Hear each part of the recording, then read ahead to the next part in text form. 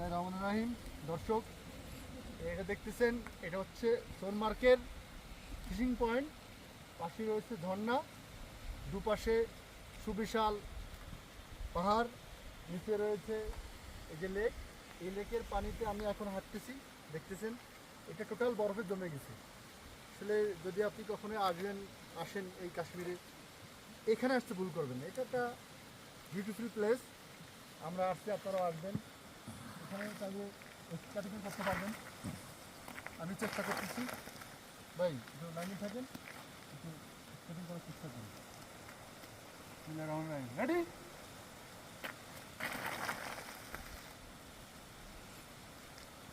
আর কিছু দেখাবো?